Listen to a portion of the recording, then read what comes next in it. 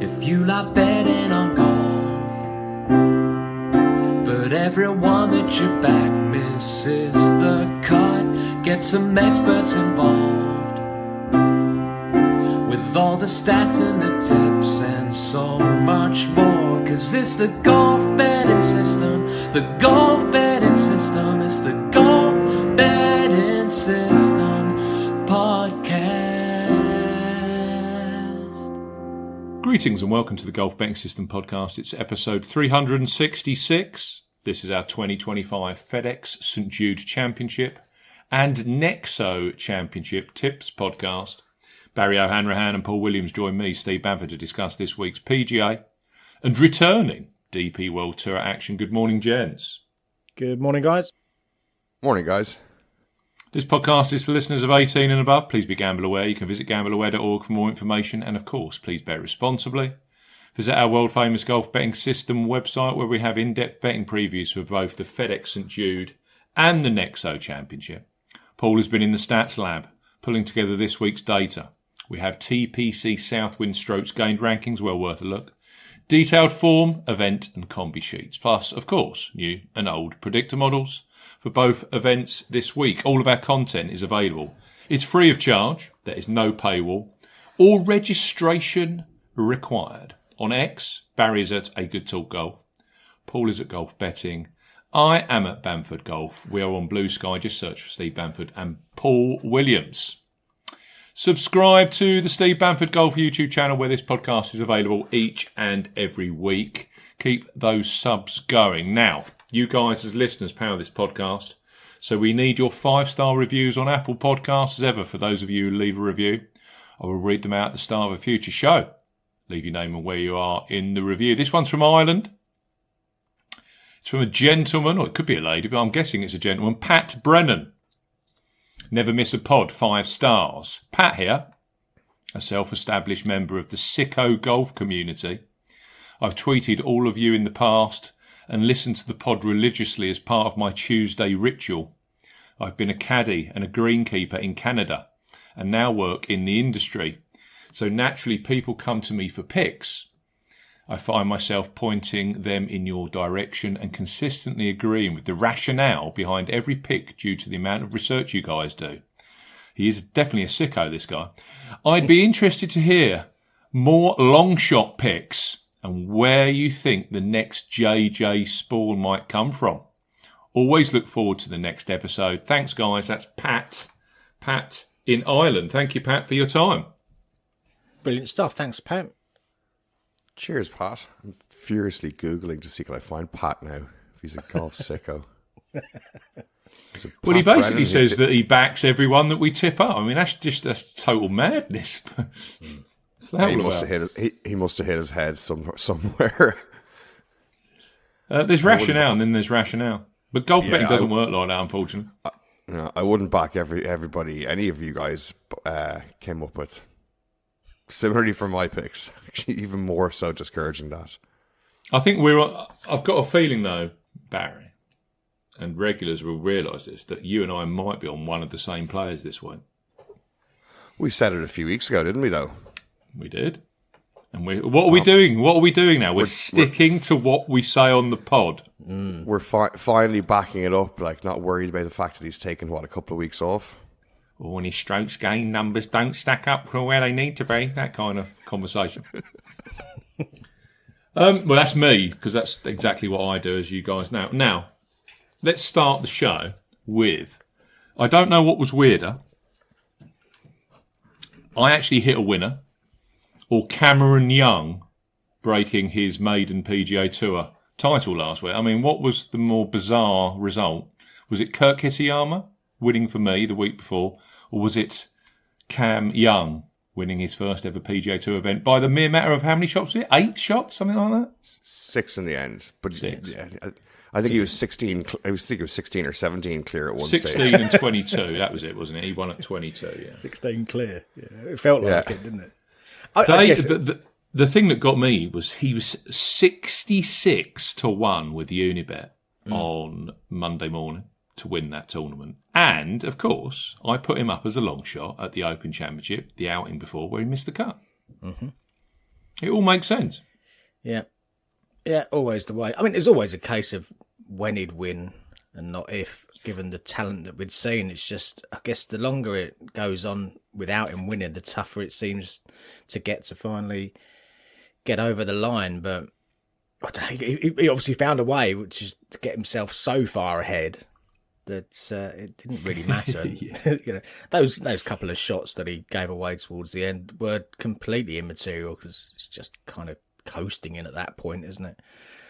But yeah, impressive stuff. But to your point about Kurt Kitayama, Steve, congratulations on that, because we didn't have the chance to dissect that on the pod last week as we were away. A winner. Yeah, great to see. I was in shock, don't worry. No, he played really well, and yeah, great to see you get one over the line. Well deserved. So, I think it's probably the first time I remember one of Steve's wins being the guy on the weekend that we always curse because he's the one that would come up and steal the victory from one of our Well, you had bets. Jake Knapp, didn't you, both of you? Yep. We did, yeah. So who was like leading from Thursday morning onwards, or at the top of the leaderboard anyway.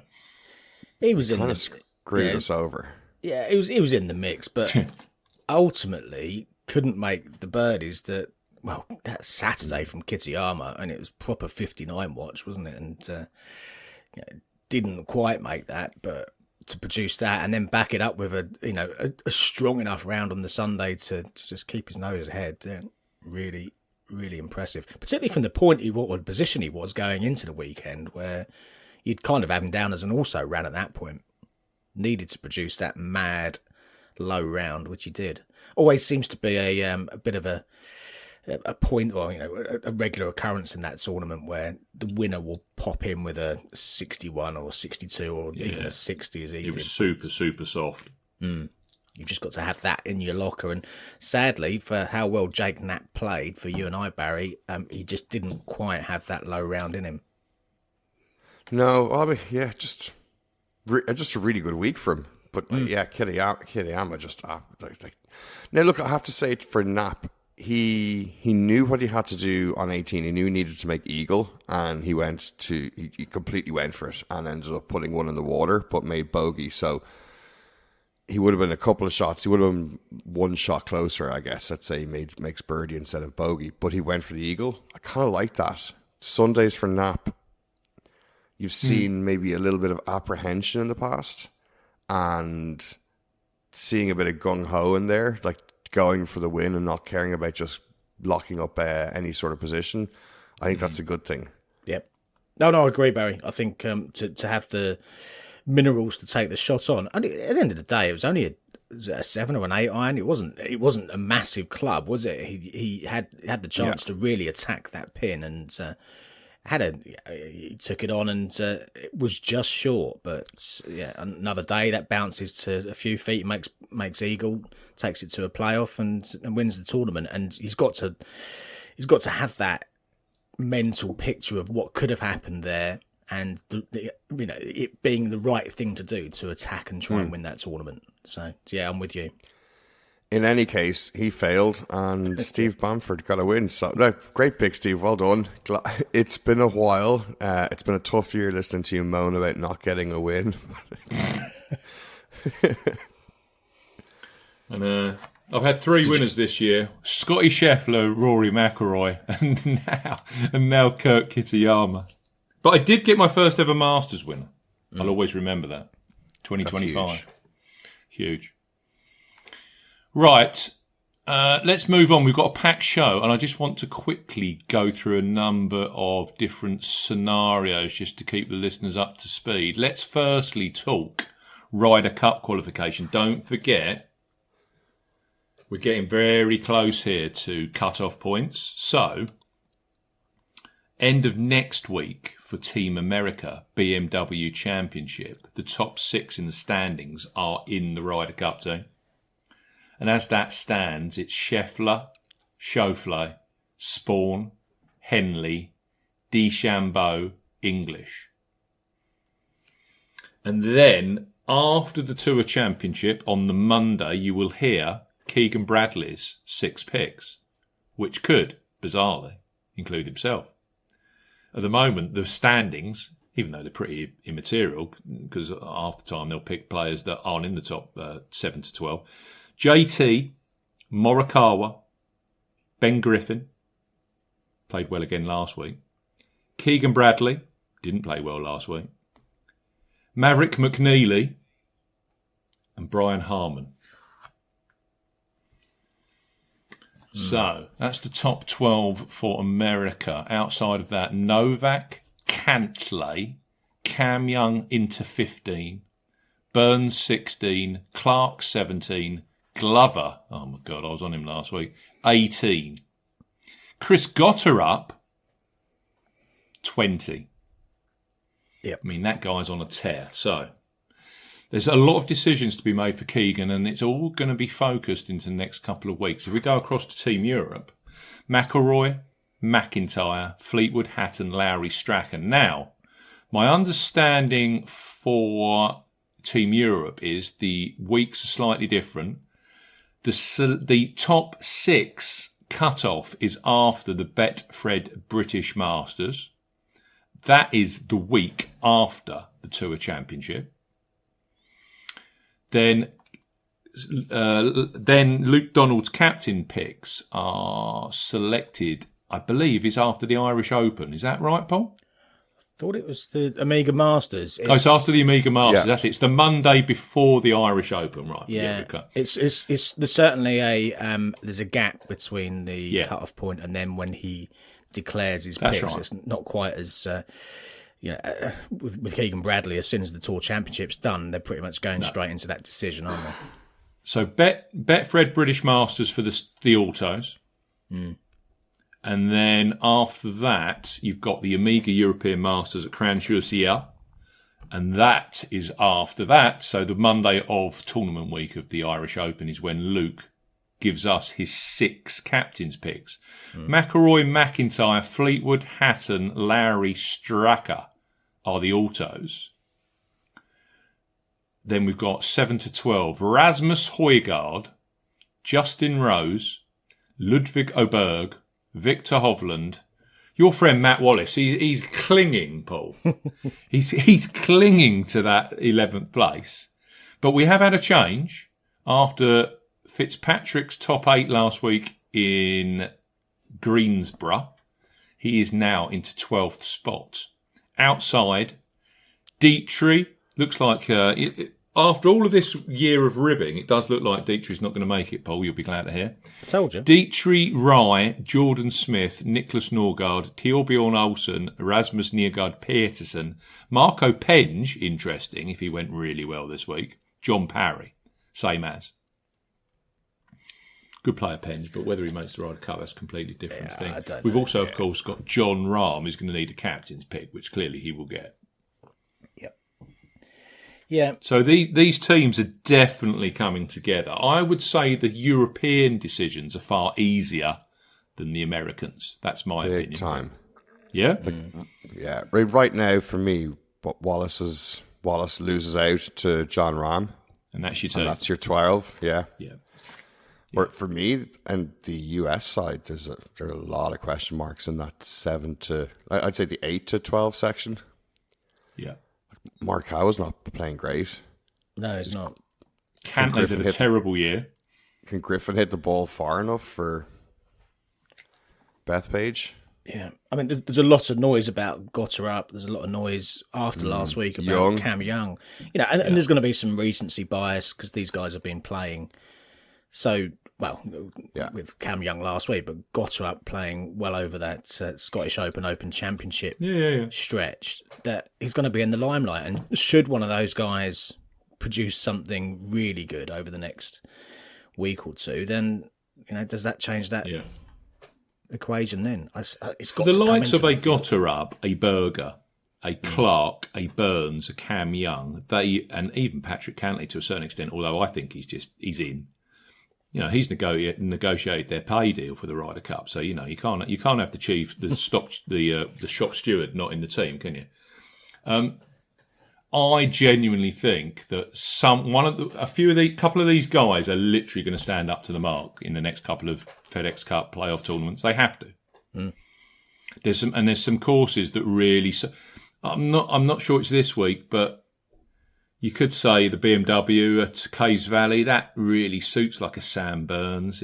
Quite wide, 20 under winning. You've got to kind of look ahead. So there's players there like a Mav McNeely who look like they need to deliver and deliver big to make sure they're on that team. Yeah. And then, of course, does Bradley pick himself? Big question. Right. I want to also take you through, because we're now into the FedEx St. Jude Championship, of course. We're now into the playoffs. And the playoffs have changed for 2025. Now, top 70 are in this tournament. Rory's decided not to play. So we've got 69 players in the field, no alternates. The guy to miss out, by the way, by one spot was Davis Thompson. Gary Woodland, of course, missed out by 2. Nikolai Højgaard was 73rd. Top 70 this week becomes top 50 next week. Now, 50 for the BMW Championship, which they're playing at Caves Valley. Those top 50 are then guaranteed entry to every 2026 signature event. So that's a big deal, big money. All the big tournaments, the top 50 are in. What I was going to quickly run you through are the players that aren't in the top 50. So Poston at 51, we'll work down. Kitayama, Corley, Highsmith, Aaron Rye, Vegas, Grazeman, Jaeger, Hughes, Tony Finau, Chris Kirk, did well to get in, Nico Echeverria, Patrick Rogers, Ricky Fowler, Davis Riley, Kevin Yu, Emiliano Grillo, Eric Van Rooyen, Cam Davis, and our podcast favourite, Matty Schmid. He's at 70. Well done to Matty for making the top 70. So all of those players, as it stands, aren't going to be playing signature events in 2026 because they're outside the top 50 who move on to the BMW. Yep. Unless on they the do bubble something this week. Yeah, exactly. On the bubble, Minwoo Lee at 50. We've got Clark at 49, Spieth at 48, and we were talking about him earlier, Jake Knapp is at 47. Now, last year, 3 players moved outside of the 50 into the 50. So Spieth, Clark and Minwoo Lee are in serious trouble if they don't perform this week. Knapp might just get away with it. But of course, it's all about numbers and things that are far too complicated for me to keep my head around. But you'll be seeing it every 30 seconds, top right-hand of your coverage this week. Oh, he's just jumped 17 spots. Do you know what's super helpful? The FedEx Cup point system that we still don't know roughly what a 10th place will get you. Mm. So as fans, I have no clue. I know it's like 500 or 600 for a win, but it's like a completely illogical, made-up point system that we've no reference about what kind of position somebody needs to get to this week until the TV graphics package comes up and says, with a birdie, he goes to 51st, or, Yeah, It exactly. just will makes drive it you confusing batty as a fan. Oh, yeah. The big difference this year, though, is, and I'll read this verbatim from the PGA Tour website, elimination of starting strokes. The Tour Championship will be played as a 72-hole stroke play event with all players starting the tournament at even par. The best performer over the course of 4 rounds, can't say the winner, the best performer over the course of 4 rounds at the Tour Championship will win the FedEx Cup. Hallelujah. So basically, if you're qualifying yourself for the Tour Championship at Eastlake in, 1, 2, 3 weeks' time, you're turning up knowing that if you beat Scotty Scheffler that week, you're winning the Tour Championship and the FedEx Cup, which, of course, is a new direction, isn't it? We haven't seen this for quite a while. Yeah, they had to do something with it, whether it's quite right again or not is up for debate, isn't it? You know, as a Scotty Scheffler coming into that in pole position, knowing that means nothing in that respect, does that would that irk you a little bit? I suspect so. The only incentive you have for being higher up in the rankings going into that event is the cash bonus payouts that they've readjusted. So it's purely monetary. But how else do you reward that first or that high ranking position going into the Tour Championship? Yeah. No, because that's how you end up back at the starting strokes conversation then, which is just horrible. So I know. Very glad that's gone. There's not a perfect answer, is there? You know, and we've been talking about should it be a match play scenario, and if that was the case, then you'd whittle yourself down to a winner in that respect too, and you know that could arguably be the position or the person in 30th or presumably 32nd position if they were to do a match play that could win it. So my answer is if they don't want the guy in 30th winning, then don't let 30 people qualify for the Tour Championship. Yeah, you know, so if you're okay with the top, let's say you did top 16 match play or something like that, but if you don't want the guy in 30th winning, don't let him play. Make it 20, make it 25. Yeah. Hopefully they'll get there, but this is good that they're back to a tournament. So you should. I think it's cool that you have a chance to go win the Tour Championship if you've played very well all year, which the top 30 guys will have done. Yeah. So. It'll make it. Go on. Win the Tour Championship. You are the order of merit for the year. I think that's a step forward from the PGA. Yeah, the starting strokes index was farcical. I just couldn't deal with it, and from a betting perspective, it made it just as you know, Paul. By last year, I wasn't even writing any tips for it. It just didn't make any sense. Well, that's the point. Is that this year it will actually be a proper straight tournament. Yeah, a proper betting market, even though it'll be Scotty Scheffler heavy, as every tournament is that has him in the field. But at least it will be. It won't be reminiscent of an in-play market from the pre-event. How close do you think he'll get to evens before the off with only 30 guys there? I mean, he's gone off 3-1, 5-2 in some events, but with only 30. Yeah, but Rory will be in there as well. It might. McIlroy's got an exceptional record around East Lake, and as has Xander. Yeah, I need to say him. yeah. And after Barry, as we know, after Xander doesn't win over the next couple of weeks, we'll of course walk away from him, and he'll take the Tour Championship out. So I think you and I have got to make a pact just to back him for all three. Bearing in mind, he's not actually in the Tour Championship as we stand. Let me close this little segment. These are the big names that aren't in the top 30 right now. We've already gone through some names that aren't in the top 50.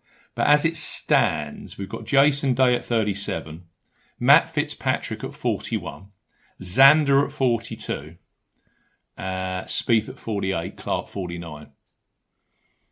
I'm just bringing out some notables. But, there's a lot of quality players that aren't even playing the Tour Championship yet. So there's a lot to play for. Should we move on to the FedEx and Jude? Makes logical sense. Yep. It's a 70-man field that's been cut to 69 because Rory's decided to start his campaign at the BMW next week. From a betting perspective, that makes things interesting. Let's just take you through the each-way places available. Boyles went 10 places each way, which on a 70-man field, chapeau.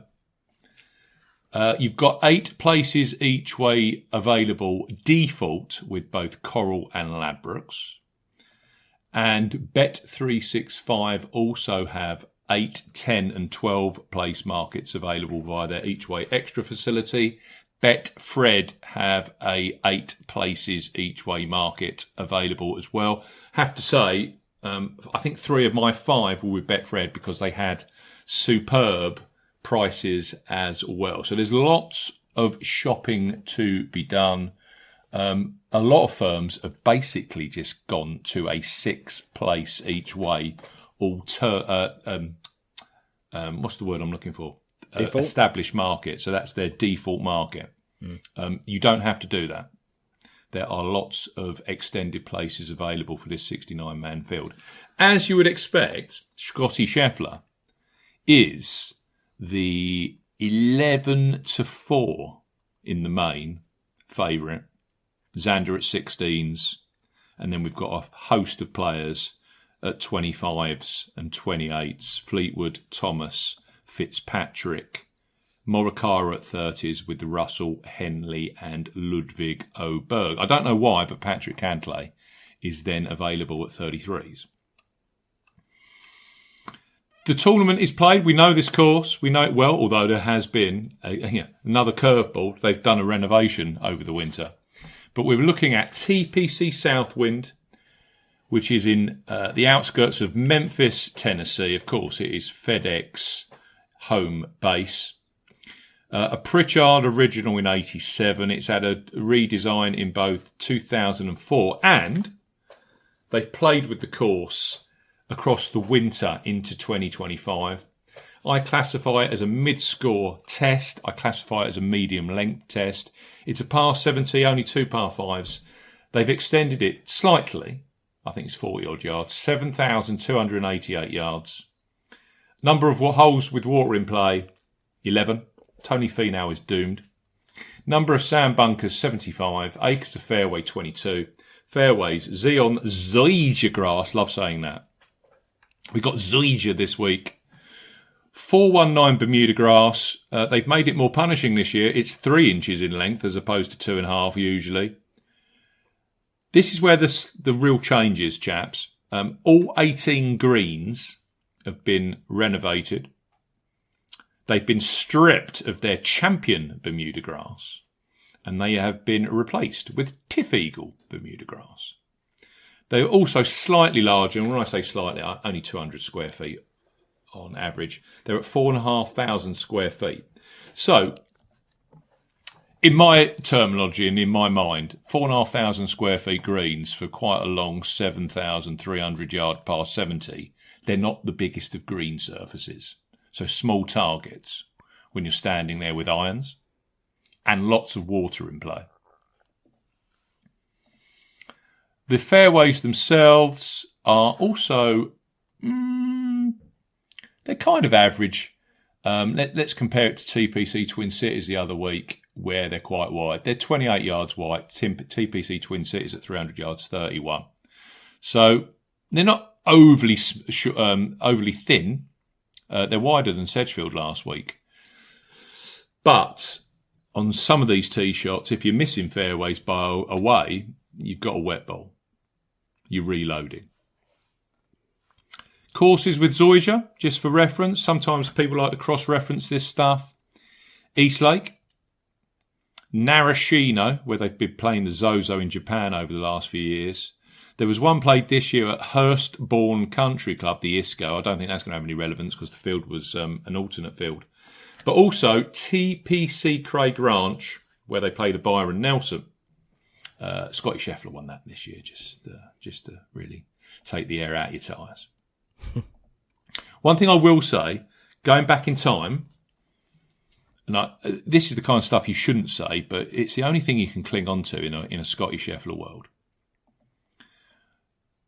FedEx Cup ranking of the opening events, of the opening event of the playoffs.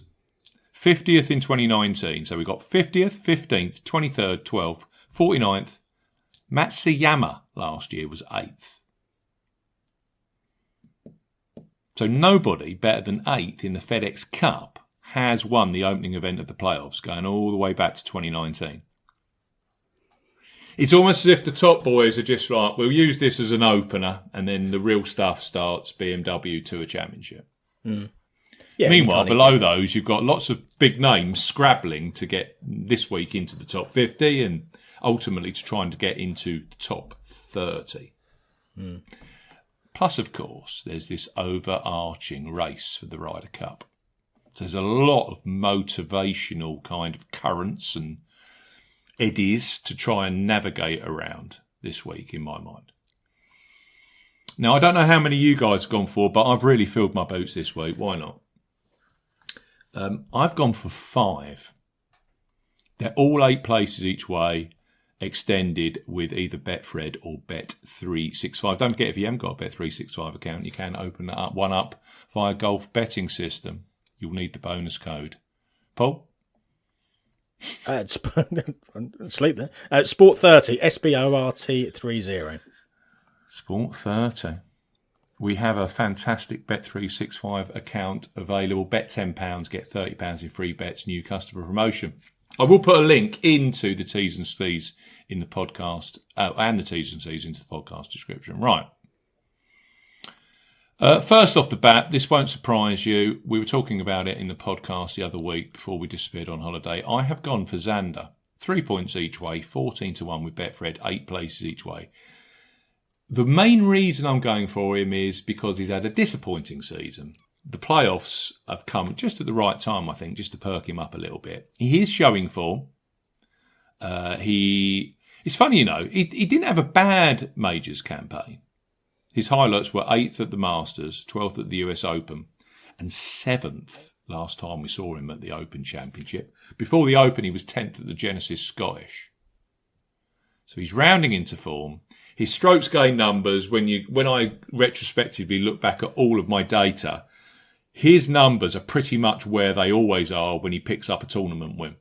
We know with Xander, if it clicks, he could go win-win. We also know that he plays well at the tour. I just think that this FedEx Cup playoffs, you're going to see a spark out of him. Bearing in mind, he's 42nd in the FedEx Cup standings. He's going to make the BMW no matter what happens this week. But, player of his ilk must be thinking, come on, let's take this out and get into that top 30 and get my season actually firing before the Ryder Cup. So I'm on Xander, 14-1, Betfred, 8 places each way. He was second here last year to Hideki. I don't know where you two come in, so what price point are you next in at, or are you in at, Paul?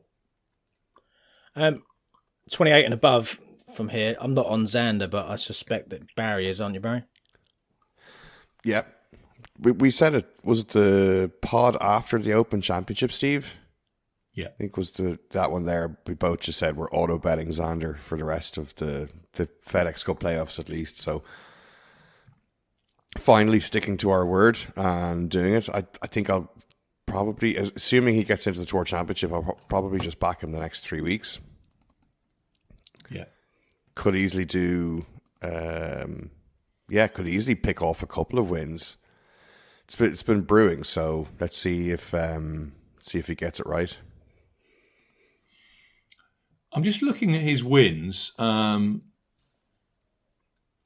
22 a championship was one of these silly markets when it was 72 holes. That was 12-1. But 2022 Travellers, 20-1. PGA Championship, he won at 18-1. Bearing in mind he'd finished second the week before at Quail. And he won the Open Championship last year. I've got him down as a 14-1 winner of that. So actually 14-1 in a 69-man field. I didn't think that was too bad a price. I'm just looking now. He's actually drifted out to 16-1. I took that on 8 places. When I say drifted, I think he's been 16-1 the whole way through, just on smaller each way terms. So 16's very much out there on Xander. So you and I are on Xander together, Barry, this week. Next one for me, I've done this many times. You fall in love with a player, you back him a lot, then the week you disappear, he wins. I think Fitzy's got a win in him soon. Doesn't win very often, grant you, on the PJ Tour. Only 2, one being a major. But his form is 17-8, 4-4, the second fourth being the Open. 8th last week at the Wyndham. He's had a 4th here, a 6th here, and a 5th here. And you look at Fitzpatrick, he does very well around Bay Hill. He does very well around Sawgrass. Again, Florida-type courses that feature a lot of water, which frame holes. He doesn't mind that kind of setup. The other thing I think we might need to bear in mind this week, very little wind, very hot conditions. I get the feeling, unless they literally get the Tennessee Fire Brigade out, And I don't think even that's going to help. I reckon a lot of these approach shots this year are going to get repelled by these relayed greens. We see it every year, don't we? Relayed greens, all of a sudden, balls are bouncing. Yeah. I don't think that makes Fitzpatrick's chances any less, because I just think on a course where you might need a bit of short game because people are missing greens, Fitz has always had a fantastic, chipping game and short game. So I don't think that's a bad thing. So I'm on Fitzpatrick. I got I went 2 points each way, 25-1, bet 365, 8 places each way via their each way extra facility. I'll just build on your Fitz case a little bit, Steve, because I'm on Fitzpatrick as well. You are. We were both on him last week, and in the end, a little disappointing that he finished in the tie for 8th rather than just a standalone each way position, because he was never catching Cam Young, but it would have been good to get a full place rather than just a chop. But just needed one birdie. But yeah, as you say, strong recent form. What I think the change in greens does for Fitzpatrick is I think it gives him a little bit more of an advantage than perhaps he would have had previously. Because we're talking Bermuda Tiff Eagle now, and if you look at some courses back on the DP World Tour that feature Tiff Eagle, then we're generally talking the courses out in the United Arab Emirates, in particular the Earth course and the Emirates course where they play the Dubai Desert Classic. Now, in terms of the Earth course, where they play the DP World Tour Championship, Fitzpatrick's won that twice. Mm-hmm. He was second in 2021. He was third for putting average that week. The 2 wins, he was 4th and 5th for putting average in old money. When he's played, when they've been recording strokes gained, he's finished 5th, 1st, 2nd, 5th from a strokes gained putting perspective on those Bermuda Tiff Eagle greens. Last time he played the Dubai Desert Classic, he was 2nd for strokes gained putting. I think this does swing the pendulum just in his favour a little bit. As you say, they're going to be firm, they're going to be newly laid greens, so they are going to be a little bit more bouncy until they settle in. But yeah, I don't see that being detrimental whatsoever. He has got a great short game with his technique, shall we say, and yeah, I think he's got a great chance, Fitzpatrick. I thought 28-1. If you're going to take on Scotty Scheffler this week, depending how you play it, I took 28s with fewer places. I think you were slightly shorter with 8, but yeah, pick your poison, don't you? But yeah, strong chance for Fitzpatrick to place or better, I think, this week. His last win in the States at Harbour Town also came on Tiff Eagle Bermuda grass greens, which were overseeded with Poet Trivialis. That's a 7,213 yard golf course as well. So I know it's a 71, but I think Fitzpatrick goes well.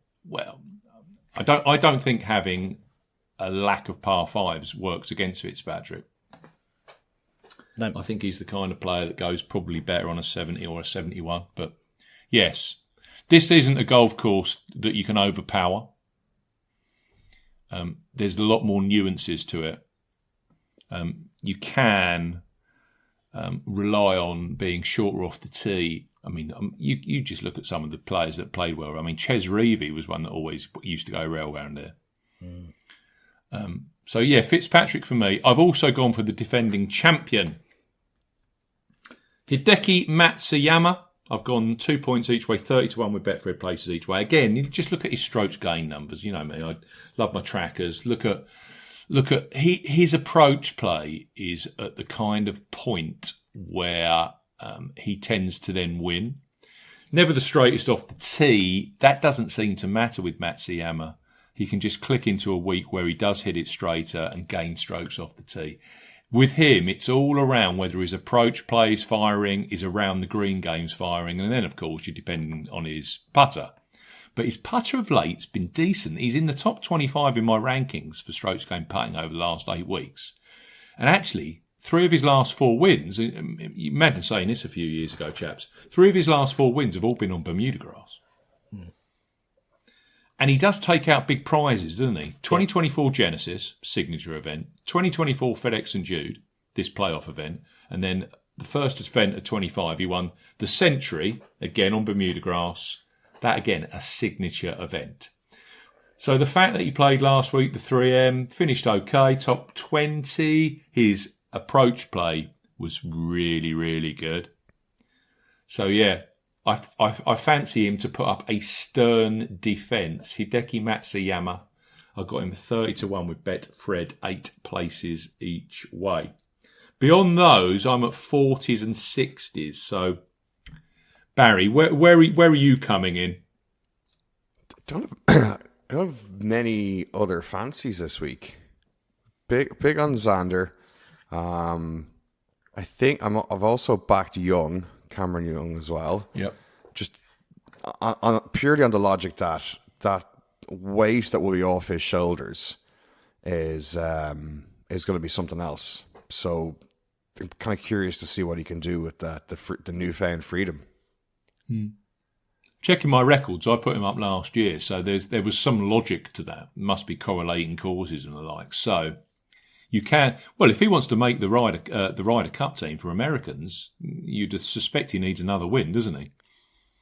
Or very close to that. Oh yeah, at least have a superb playoffs where he's basically saying, pick me. Look, I finished first, second, and third in the last 3. Yeah. So do you have any? You guys have stats on everything. Do you have anything on guys who perform well in extreme heat? I know you've got the humidity positive in the events at Predictor. Does that cover very, very hot courses only? Yeah. Anything over anything around the 29, 30 degrees and higher. Interesting. Let's max that out and see who's good. Max it out, see what names it brings out. I did have a flick yesterday. I think Cam's in there. Okay, do you want the top 10, top 20? Yeah, go for it. Okay, from 20th to 1st, Poston, Hall, Matsuyama, Knapp, Bradley, Vegas, Henley, Riley, Im, Grillo, Griffin, Thomas, Glover, Morikawa, Burns, Schauffele, Finau, Cantlay, Hovland, and Scheffler. Hovland's interesting.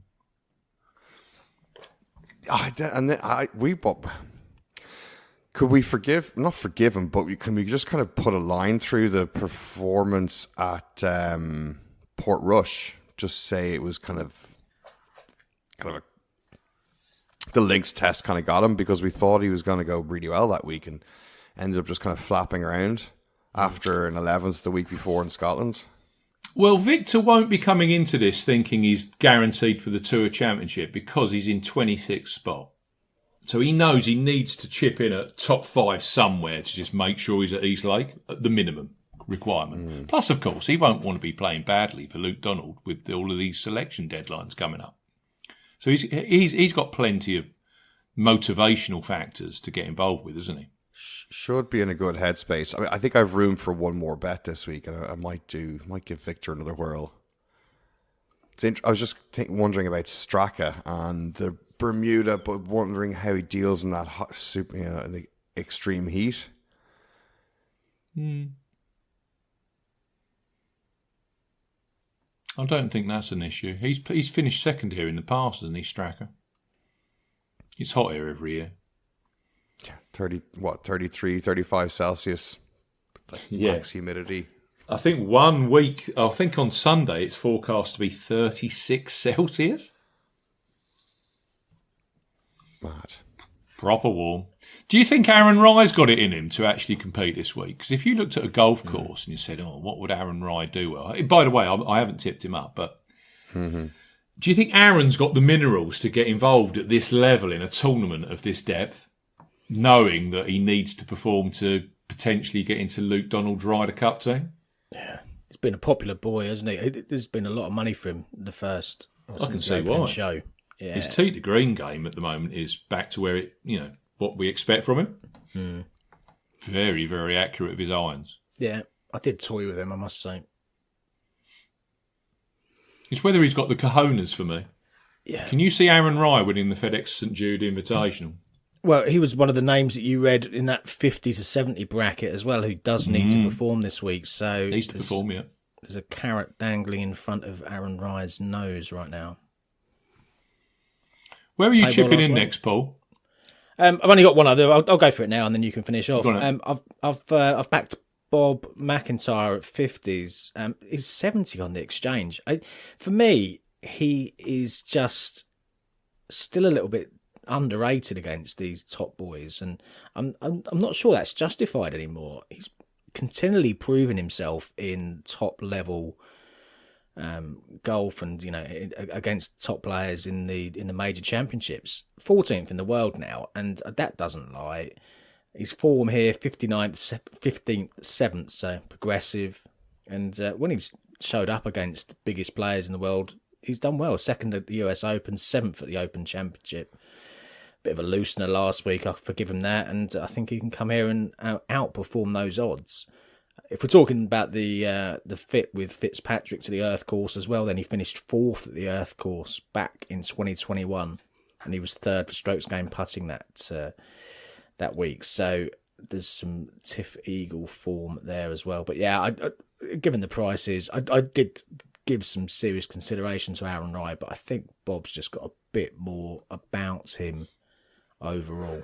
So It does make me laugh. Corey Connors 35 to 1, Bob McIntyre 50 to 1. I can't comprehend why. Even Sam Burns 40 to 1, Robert McIntyre 50 to 1. It's just a bit. yeah, it doesn't compute. I struggle. It might be the Scotsman going to play in mid-30s Celsius factor. Maybe that's why his price is a little bit longer this week. He'll be slapping on the factor 150. Yeah, so get the factor 50. He'll be used to it. He'll be all right, Bob. Yeah, I know. He's been in touch with me. When it comes to high factor sun cream, mate, I'm an expert. Although I did get burnt in Devon, which was... yeah, we won't go into that. It's the first time I've been burnt for many a year. Guess what? I didn't put any sun cream on. And that's not quite Memphis either, is it? Silly boy. Got burnt in 18 degrees Celsius Devon weather where it was cloudy for like 55 minutes of every hour. There we go. Wyndham Clark I'm on next. Now, if you want a player that's got motivational, and I know, Wyndham Clark, he smashed up, don't like him. True, but this is, it's a betting show. He needs to perform this week for a myriad of different reasons. He's 49th in the standings. So if he has a bad week, he's out of the top 50. But even more important than that is if he's got any hope, and he is catching a bit of momentum, Clark. 17th at the Travellers, 11th at the Genesis. Don't forget, he was 4th at the Open, flew straight back to Minnesota and put in a decent 12th place finish at the 3M Open. If he's got any hope of getting onto this team, he needs to perform. And one thing with Clark is his strokes gain numbers are in the ballpark of when he took out his first win at Quail, where he took out the US Open. So he's in that kind of range where it's his approach play is good, he's putting well. They're the two keys with Wyndham. I could see Clark, and he does have a habit, of course, of winning big tournaments. He doesn't win 3M Opens. What he tends to do, he's won the Wells Fargo at Quail. He's won, of course, the signature event last year at Pebble, and he won the US Open. Big tournaments, big tournaments. Clark being in the mix this week, he was 7th here last year. I wouldn't be overly surprised, because he needs to, if he really has the desire to push on and make this Ryder Cup team. And, of course, to actually guarantee the fact that he's going to be A, in the signature events, and B, in the Tour Championship, which is a huge prestigious thing for these elite golfers. You don't make the Tour Championship, you're not a happy bunny. That's another motivational factor, Paul, for Fitzpatrick. He didn't make the Tour Championship last year. It'd be 2 years on the bounce without him making it, which isn't good for a major winner. Mm-hmm. So I'm on Clark, 40 to 1 with Betfred, 8 places each way. And my final bet, I thought you might be interested in him, Paul. 60 to 1 on the 8 places. There'll be bigger prices out there with less places. Bet 365, I took that. If there's one course now where Brian Harman can contend and go well, it's this one. 6th in 2014, 3rd in 2022. I don't see Brian Harman going well next week at Cades Valley because it's a golf course where Bryson DeChambeau and I'm trying to remember, he went head-to-head with and lost in the BMW that year. I think it might have been Cantlay. That's a Bombers golf course next week. That won't suit Harman. And Harman's record at the Tour Championship is not good. I think he's 22nd in the FedEx Cup, so he's likely to make the Tour Championship.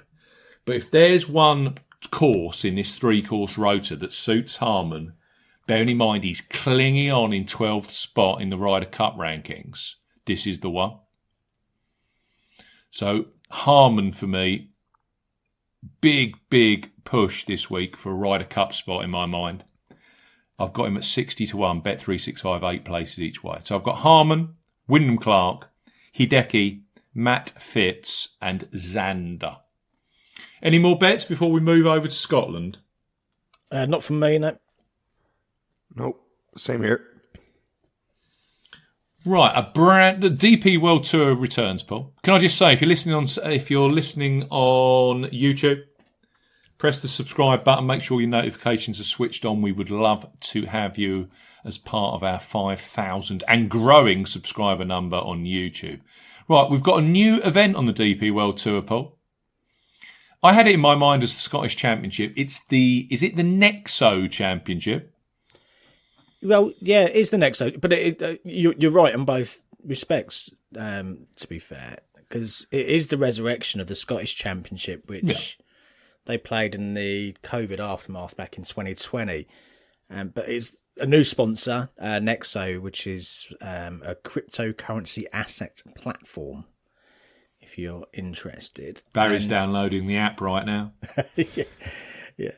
And it's a new venue. It's Trump International Aberdeen rather than Fairmont St Andrews. So it's... Is this where he was last week? When he visited Scotland? Sorry, same location but different course. They're opening a new course, but Paul probably has a bit more on than that, but it was just the unveiling of the course, but not open for full play yet, Steve. Yeah, okay. It's on the same club effectively, but yes, these...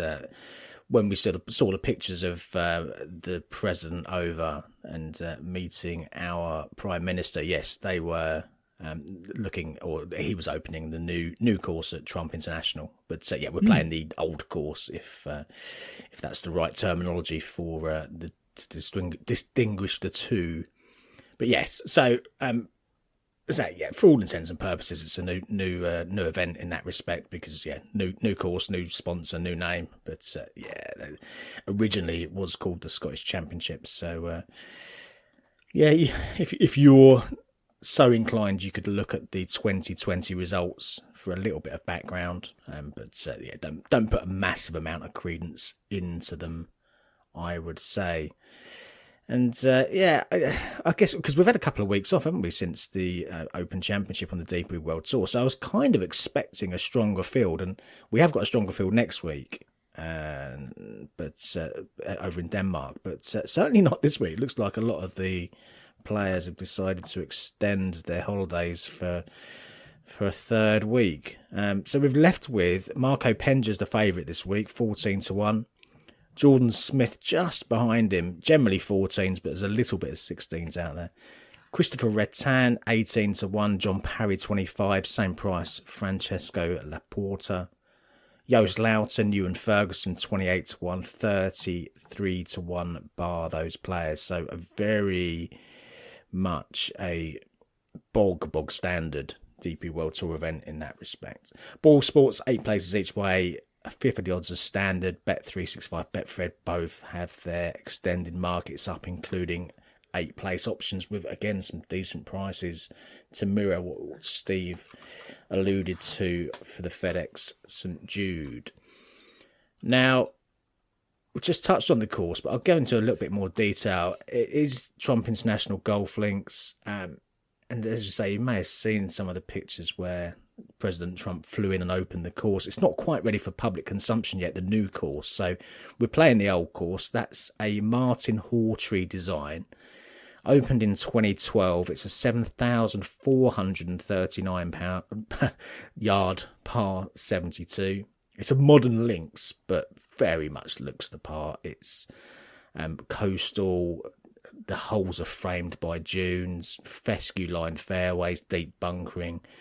Very much looks and feels like a links course. And yeah, of course, for the purists, it's going to be, well, this is a modern links, but I think for all intents and purposes, we've got to categorise it in the links category. There's no way of deviating from that, I don't think. 4 par 5s, a drivable par 4 as well.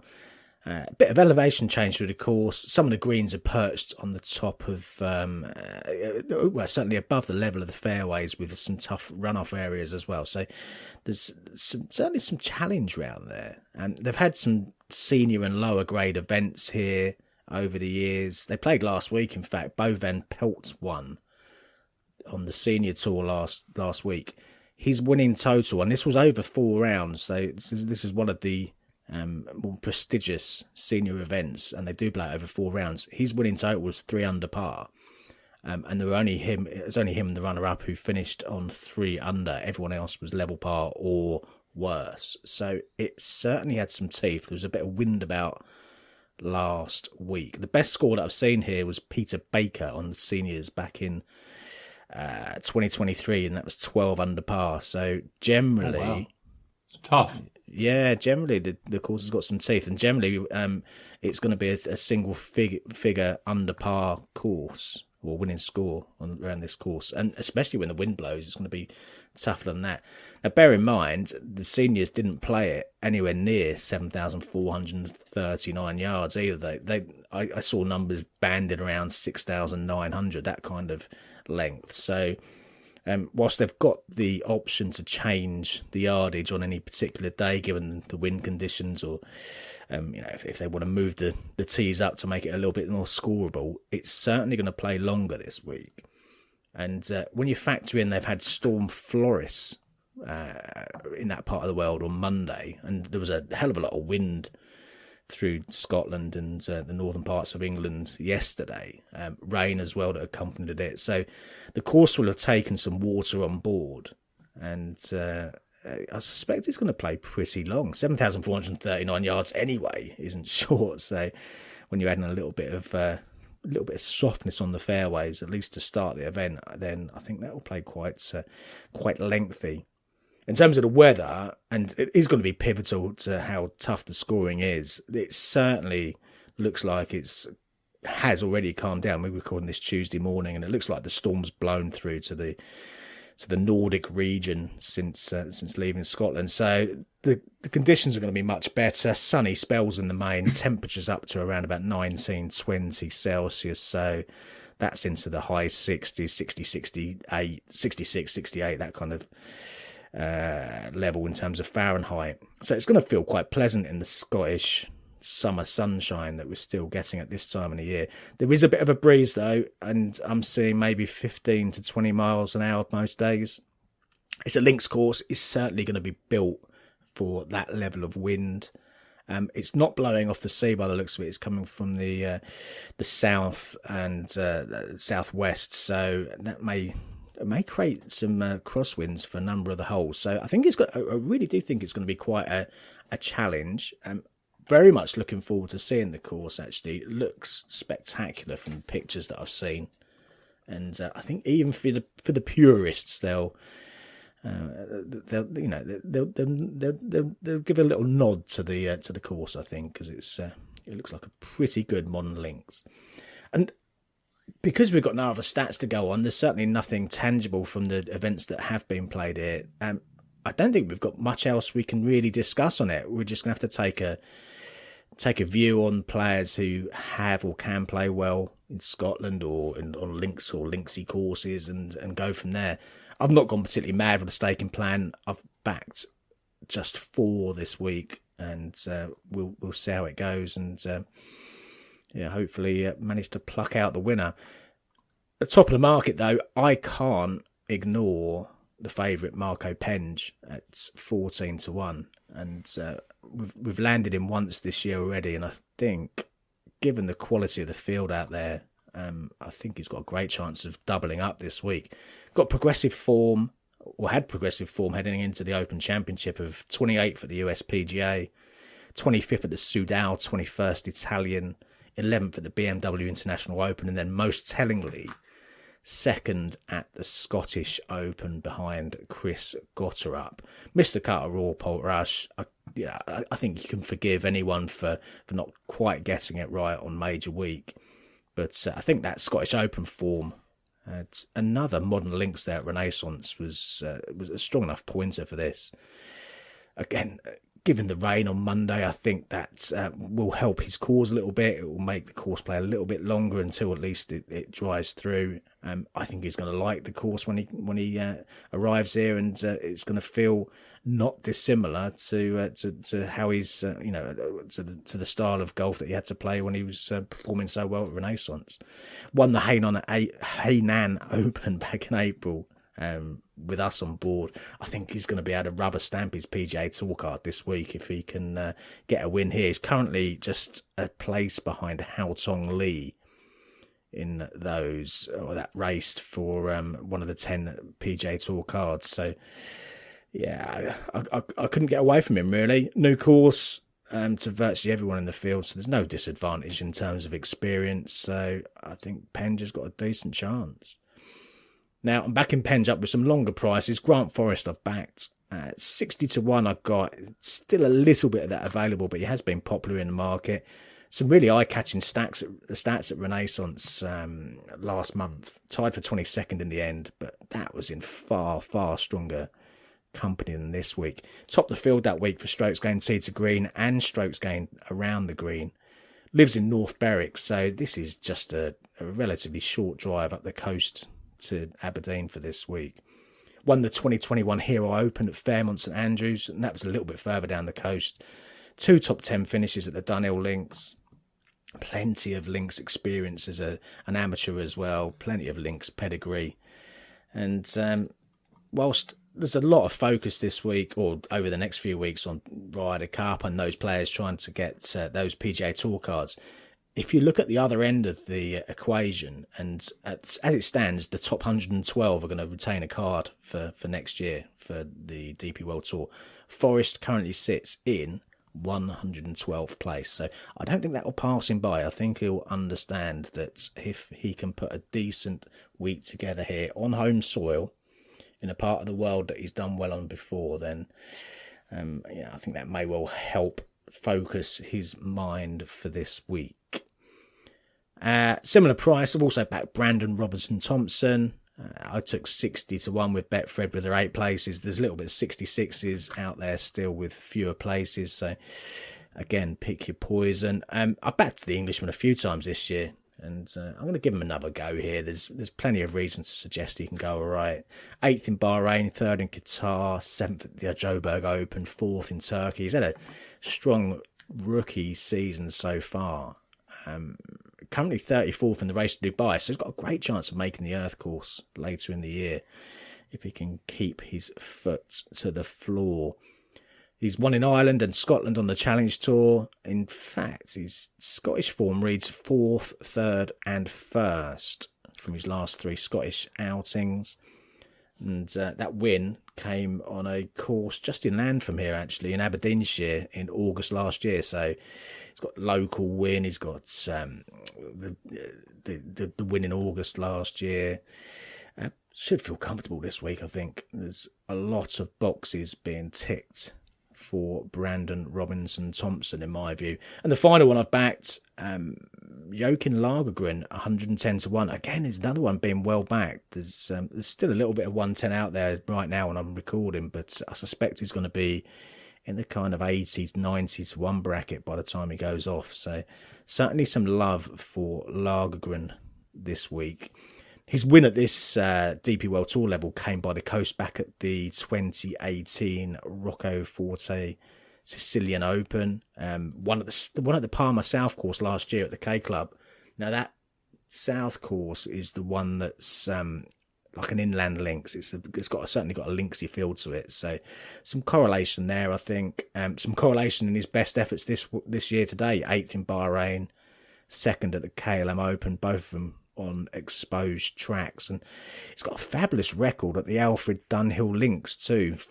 Top four finishes over the years in a variety of different conditions that's been thrown at him.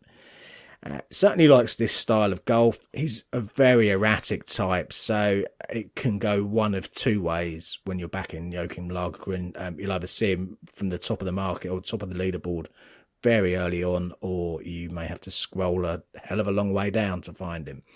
It's part of the beauty of backing Lagergren, isn't it? It's just clinical. Yeah, Yeah. I'm not sure I'd class it as beauty, Barry, but yes, it's one of the certainly one of the facets of backing Lagergren. It can be absolutely anywhere, but when he's good, when he's on, and he came very, very close to winning at the KLM Open. So yeah, take a chance at three figures or thereabouts. So yeah, my four: Lagergren, Robinson, Thompson, Forrest, and Penge. Any fancies from you, Barry?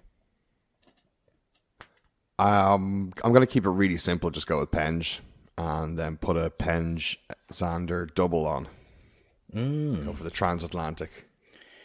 Oh, nice. 14, 224. Yeah, okay, like it. Yeah, it's good.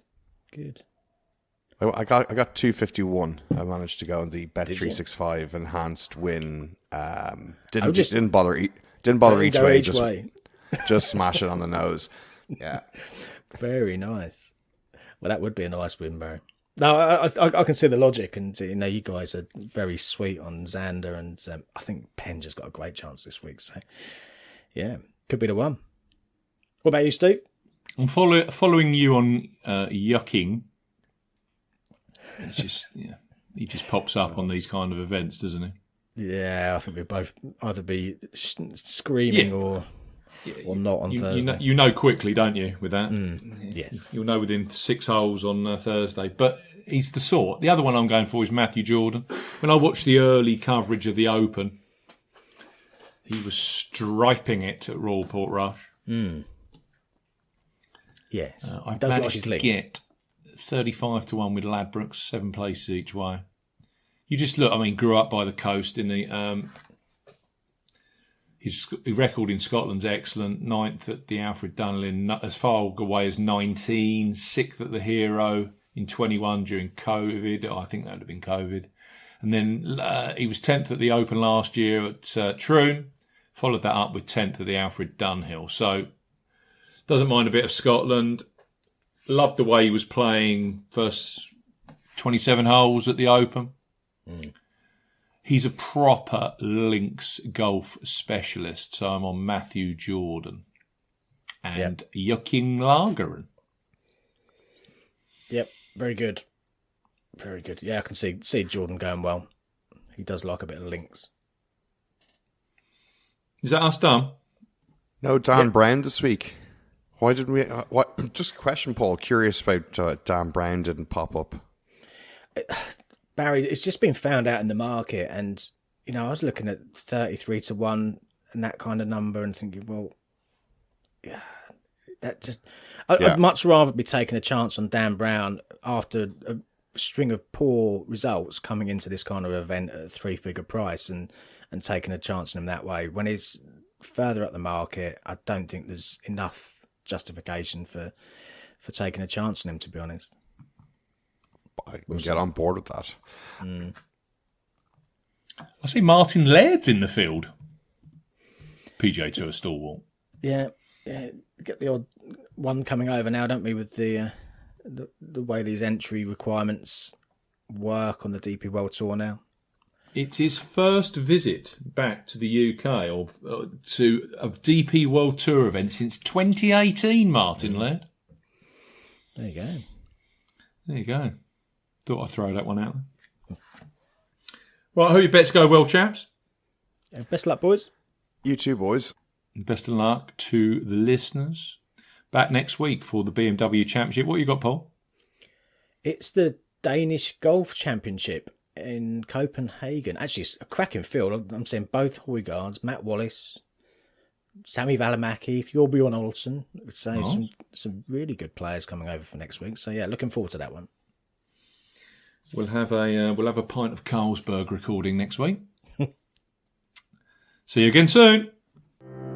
If you like betting on golf, but everyone that you back misses the cut, get some experts involved with all the stats and the tips and so much more, 'cause it's the golf betting system, the golf